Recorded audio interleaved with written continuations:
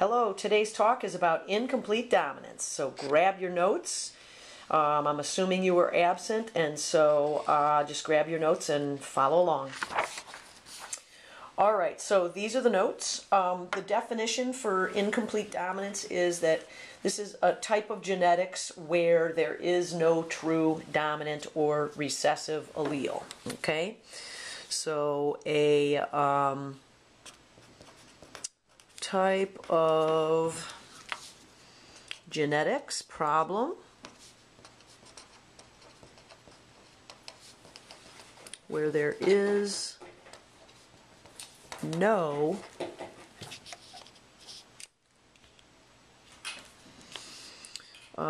true dominant or recessive allele. Okay, so we're not going to have a case where one allele dominates over the other. In this type of a genetics problem, the heterozygous condition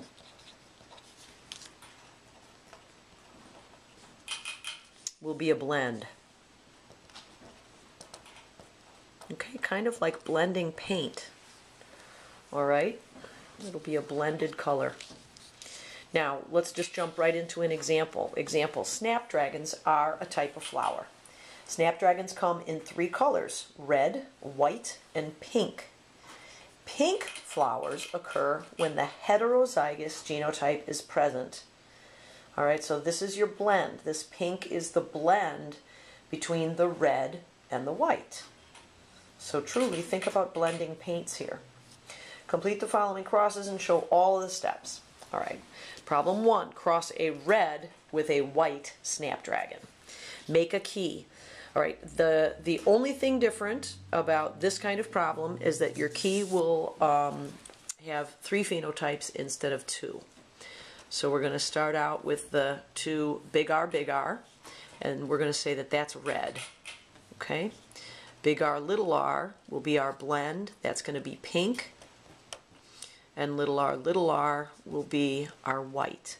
Now, in reality, this is not dominant over this. In fact, you can see it because when you've got the big R and the little r together, we get pink.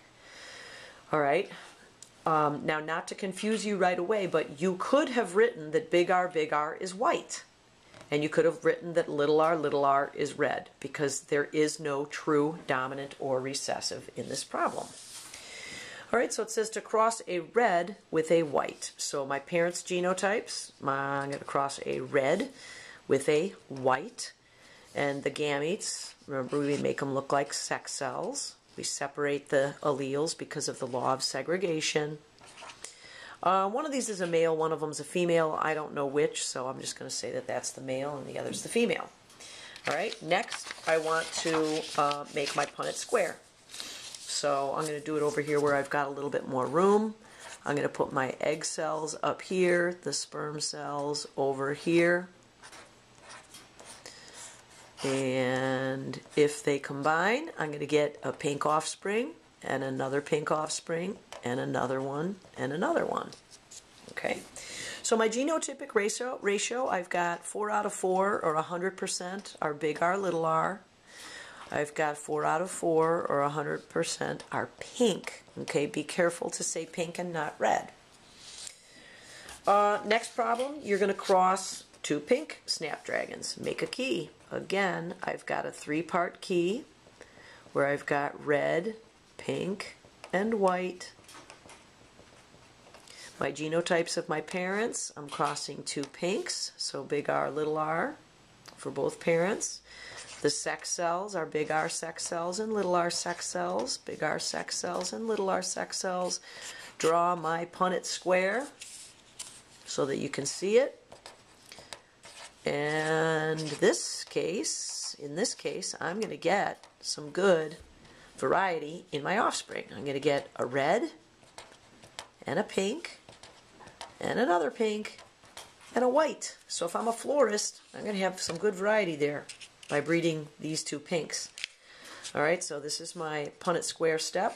My genotypic ratio is that I've got, you can do percents or you can do numbers. Let's do numbers. I've got 1 big R to 2 big R little r's to 1 little r. I've got 1 red to 2 pink to 1 white. Okay, and that's incomplete dominance. Incomplete dominance, you'll always have a blended phenotype for your heterozygous. Nothing too fancy, nothing too difficult. Go ahead and work on the problems now.